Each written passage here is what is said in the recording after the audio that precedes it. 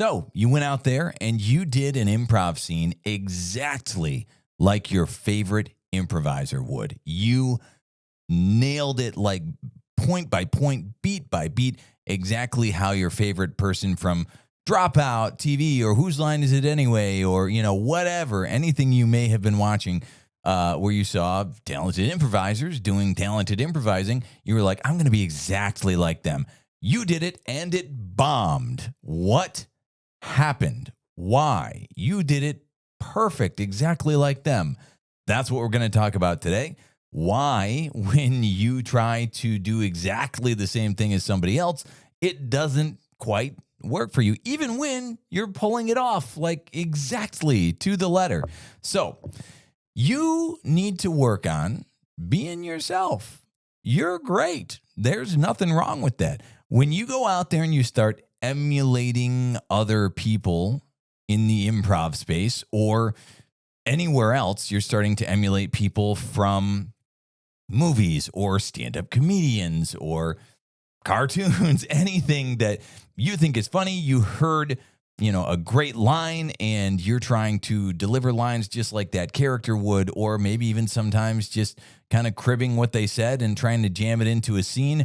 That's not what makes improv good. If you're out there emulating somebody else, it's gonna get you into trouble and it's not really going to progress you as an improviser. What makes you better and what makes you stand out from the pack and actually get into pass auditions and that kind of stuff is, believe it or not, being you. Even if you go and you look at people who are doing this professionally, the people that you're trying to emulate, stop and think about it for a second. So let's say that you are watching a Zach Oyama or a Brennan Lee Mulligan or something like that. And they're all on this show together and they're great and they're killing it and they're having a good time and everybody's laughing, you included.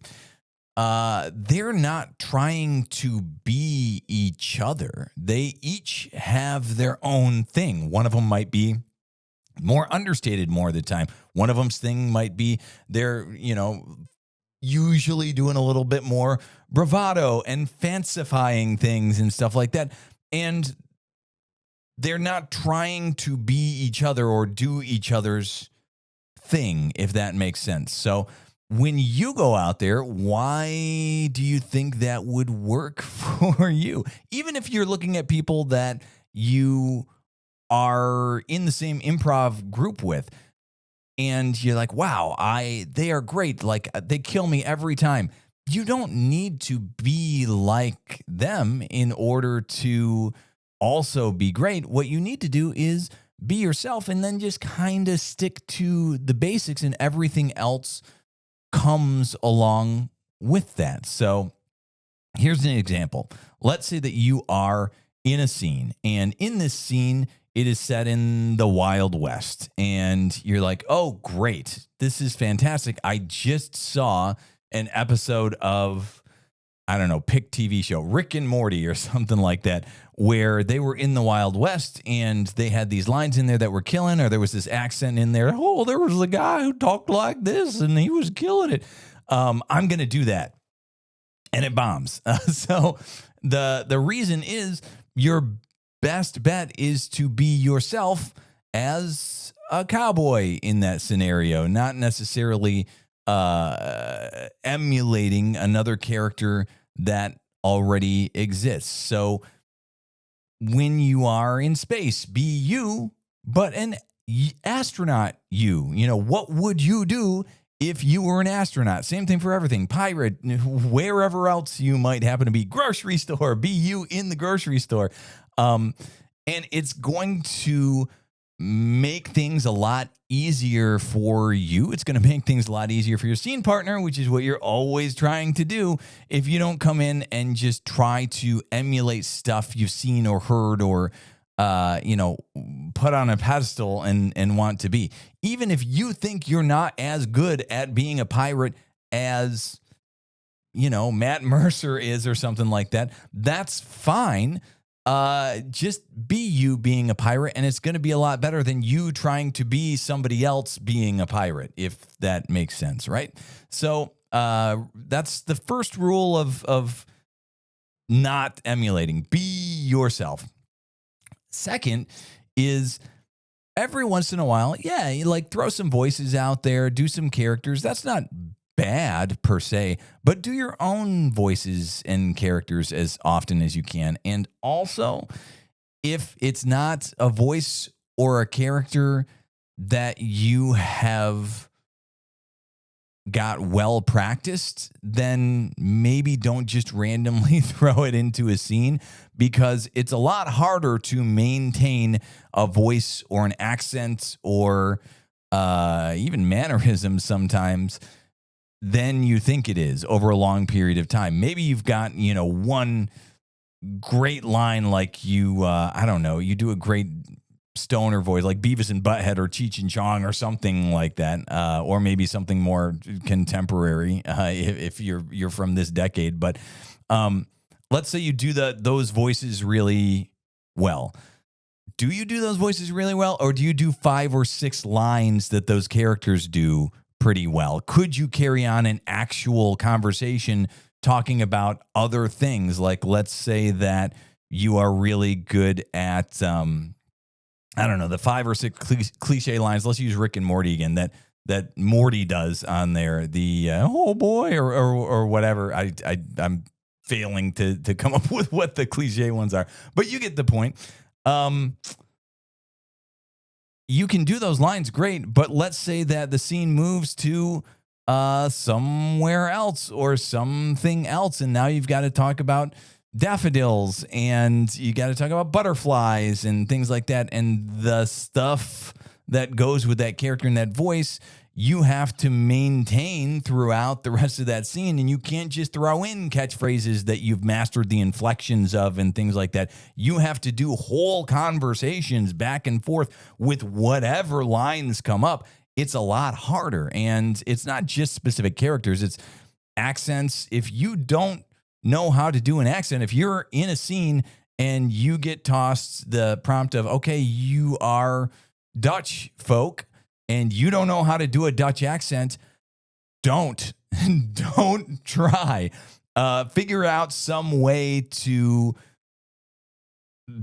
talk about tulips and windmills and other stuff, and people will figure it out as you go without you having to maintain an accent you don't know how to do for a long time. So you can, if you want to, practice accents and voices and things like that, and they might come up at some later point when you're doing a scene and you've got them well practiced. That's great. But when you're practicing them, do more than just the stereotypical lines. Like if you're practicing being a robot, don't just do, must find energy or something like that.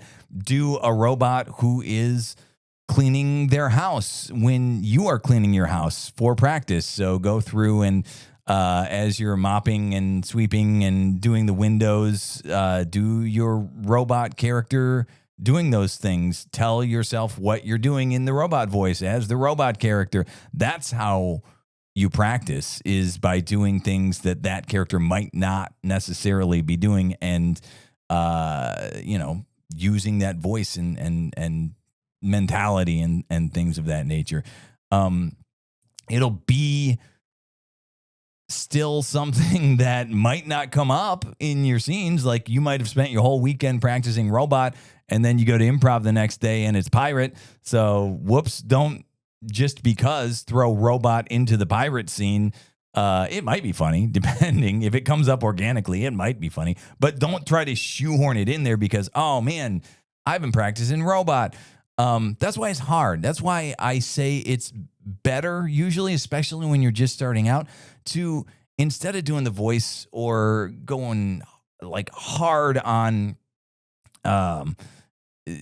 inflections and stuff of a particular character, just be you in that scenario as that character, as that person. And at least initially, it's going to play a lot better. It's going to be a lot funnier. It's going to be a lot less cringe. if you walk on and say, "Hey, what's going on here in Germany? I got some German chocolate cake, et cetera, et cetera." Then if you come in and try to do a German accent and you can't do a German accent for a full 5-minute scene, just be you. And it's going to be a lot better. You're going to thank me later. You're going to be a lot happier with the end result if you kind of walk in there and just be yourself and react to stuff as you would, but with the premise of you are astronaut, cowboy, pirate, person from Germany, whatever it happens to be. Do play it safe, at least in the beginning. Really, honestly, even the best improvisers only have maybe 5 or 6 voices and characters and stuff that they pull out on the regular that they are comfortable with. And if they get thrown something that they're not comfortable with doing, even the best, even the greats, they'll figure out a way to do it without a wacky voice or something because they can't do that wacky voice. So, that's part of the greatness of improv, is getting tossed curveballs and figuring out how to do it in a way that that works for you. And the way that works for you might not be by being somebody else. For crying out loud, every pirate scene doesn't need to have Captain Jack Sparrow in it. It can just have generic pirate who is you reacting to stuff, but you're a pirate. Every outer space scene doesn't have to have who's a famous outer space person. I don't know, but it doesn't have to have that person in it. It can just be you. So go forth, be yourself, react to stuff as you would react to it, but with the twist of whatever the scene happens to be. And have fun above all else. And, like and subscribe would be another nice thing. If you got an extra half a second, I'd appreciate it. If you want more videos like this, we've got some that already exist on yes anding. And what is the other one we did most recently? Being a team player. So check those out. If you're watching this many months after I'm recording it, then there's probably a lot after that too. But subscribe, follow, listen to the podcast. I'm Ron Parker. I'm host of the Improv to Go podcast. Check that out if you get a chance, and hopefully we'll see you somewhere soon. Have fun.